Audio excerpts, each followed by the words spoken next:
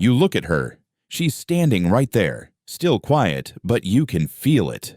That invisible wall between you. You open your mouth, you don't shout, you don't accuse, you just say it calmly. You don't love me anymore, do you? And suddenly, everything freezes. Her eyes don't move. Her lips part, but no sound comes out. It's like you just said the words every woman dreads to hear, because they don't just mean love, they mean, I see you. I see your distance. I see the truth you've been hiding, even from yourself. You watch her swallow her breath. She looks away pretending to fix something, her hair, her sleeve, the air between you. But you already know. She's not angry, she's terrified, not of you, but of what she feels when you see through her mask. Because for most women, especially the ones who've spent their lives being the caretaker, the pleaser, the one who keeps everything fine, being seen is the most dangerous thing of all. It's easier to play the role, to smile, to nod, to say, I'm okay, than to face what's really underneath.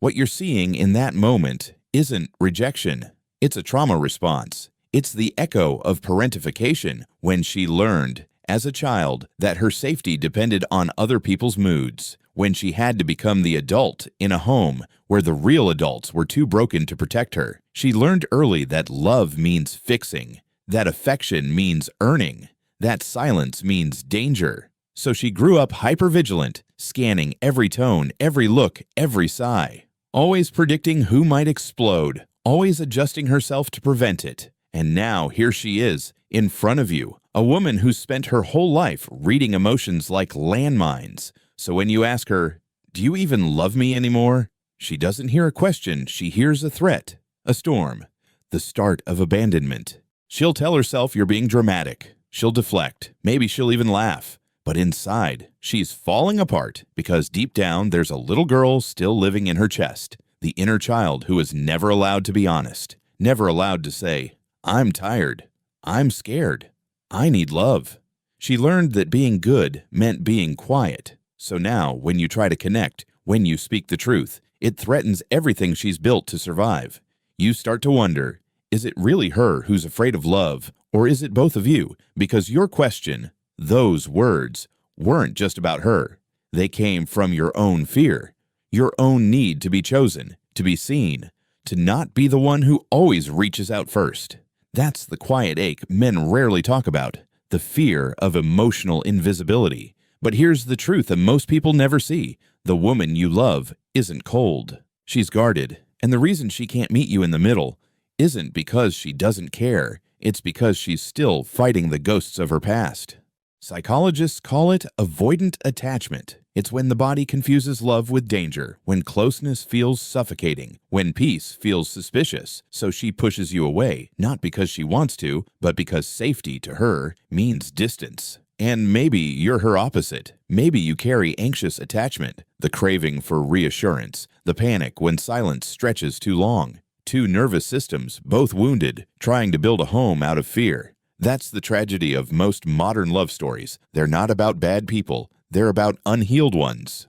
But here's the miracle. Awareness changes everything. When you stop taking her reactions personally, when you start seeing the patterns for what they are, you stop fighting each other and start fighting the conditioning. You stop saying, you don't love me, and start saying, I know it's hard to let me in, but I'm not your past. And that one sentence can melt years of emotional armor, because every woman who's been hurt isn't looking for a perfect man. She's looking for safety, consistency, presence. She's watching if your calm stays the same when she breaks down, if your voice stays soft when she's scared, if your patience holds when her walls rise up again. That's when she starts to believe you, not when you say, I love you, but when you stay, when it would have been easier to leave.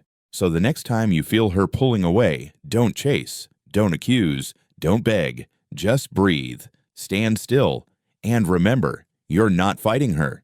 You're helping her feel safe enough to come closer. And maybe, just maybe, she's been waiting her whole life for someone strong enough to see her, not as broken, but as becoming. You say those words, you don't love me anymore, do you? And for the first time, she doesn't run.